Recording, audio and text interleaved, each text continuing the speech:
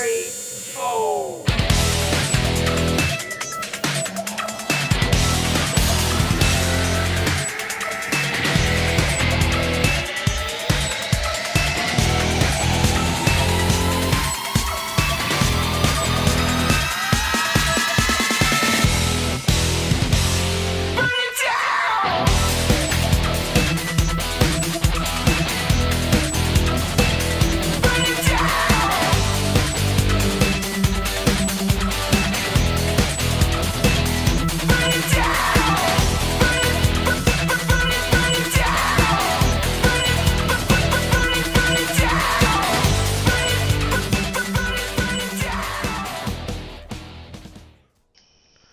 Welcome back everyone for another Infamous 177 Gaming YouTube video. I've got some information here, a build for your warlock where you, if you play it right, will never have to reload a gun and will never have to die if you can play it effectively enough. So we all know the Devour build is very strong with the warlock. You eat your grenade or you use a melee kill, a charged melee kill, in order to trigger the Devour effect, and then every kill after that will restore your health. Well, I'm going to couple the Devour build with a Healing Rift with the Karnstein armlets, and that's where we're going to get all of our health regen from, and we're going to couple that with 3 weapons that you do not have to reload. The Sturm and Drang, so the Sturm exotic hand cannon, which I have fully masterworked. The Drang, its partner weapon, the sidearm.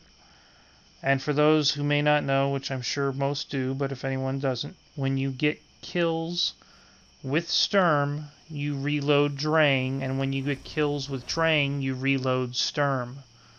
So you could take out Sturm, empty the magazine, go to Drang, empty the magazine, go right back to Sturm, and you'll have ammo in the mag again. And if you couple that with a power weapon that has auto-loading holster, aka Cocoon from Destiny 1, then you don't have to reload your power weapon either.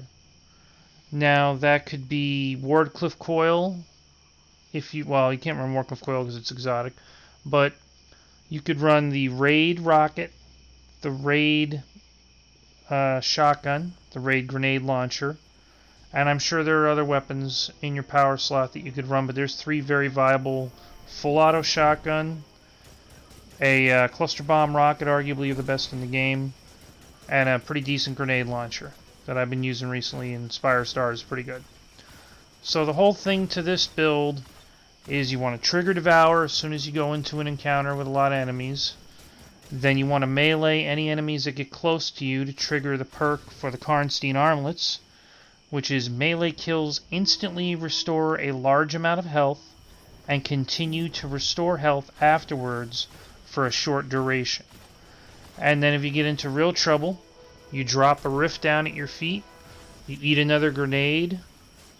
You know, if you're getting low on health, try to squeeze off another kill to get that health regen going.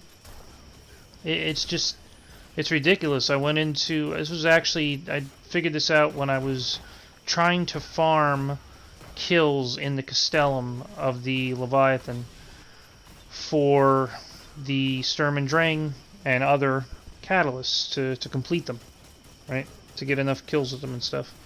And I just realized, wow, I'm not reloading, I'm not dying, I'm just standing here killing enemies over and over again, no problem, and not having to reload. And I thought, well, this would be a really viable build for anything you want to do, pretty much. The only thing I would say is if you don't like a hand cannon and a sidearm, if you want a kinetic or an energy with some more reach, well then you'd want to swap Sturm and Drang out for something else that has an auto-loading holster function.